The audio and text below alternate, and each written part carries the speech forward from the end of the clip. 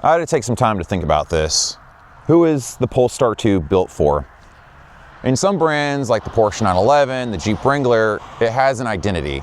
But Polestar being a relatively new manufacturer, they've been around for about 5 years or so, the identity has not been determined yet for a lot of consumers. But what I believe this vehicle is built for is the outdoorsy person that's looking for a sedan that's more traditional from a design philosophy, from an interior philosophy. It is a ruggedly built vehicle for that type of consumer. So today, let's get inside and take it for a drive. The interior of the Polestar 2 is actually really good. The digital display is actually integrated well into the dash, unlike most modern day vehicles that use digital displays. This honestly feels like a normal car, which is refreshing. So my initial impressions of the driving dynamics of the Polestar 2 is that it drives substantially better than the previous generation Model 3. I haven't driven the current generation Model 3, and it is far better than the Mustang Mach-E. One of my gripes about the steering feel, though, is the steering feel. It's numb, which in this segment is to be expected. Yes, you can change the settings in here at the vehicle settings to light, standard, or firm, but for me, it just doesn't provide a bunch of feedback that I'm used to with driving sports cars. Again, this is normal with the segment. Range is standard in this segment. This is the base model, so it's a small battery pack. I went 150 miles on a road trip with this, and I averaged about 3.17 kilowatt or miles per kilowatt. Again, that's normal for the segment. At the time, I was running heated seats, and the heater was in full blast. It's just under 31 degrees where I'm at currently. So that takes a ding into the mileage. In terms of comfort, it's a really comfortable car.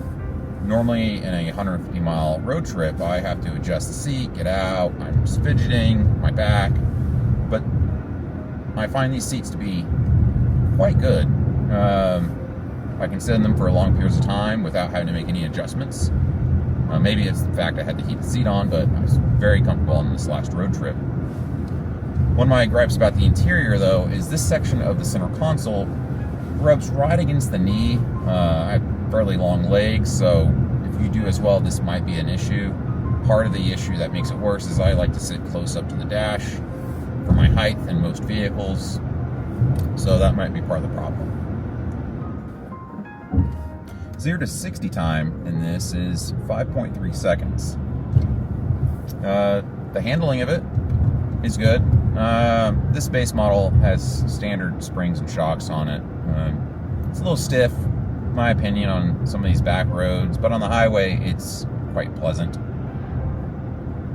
You know, it's well dampened, and feel comfortable driving at speeds and around corners in it. The back seat is non-adjustable, but for taller adults, it will generally be comfortable.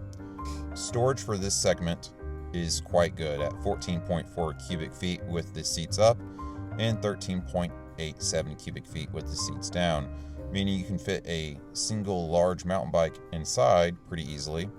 But if that's not your preferred method, there are several third-party solutions for mounting them externally. So in conclusion, if you're looking for a more traditional based vehicle, but that's something that's EV, electric, not gas, or hybrid, the Polestar 2 is probably something you'd really consider and want. It's very analog inside, very simplistic. It's more rugged than most of the other competitors in the segment. And honestly, if it was me, I would probably look at an ICE or a hybrid vehicle at this price point if I only had $50K to spend. But if I had 66,000 and some change laying around, this would be towards the top of my list if I was looking at EV sedans. So with that, I thank you for joining me, and I'll see you next time.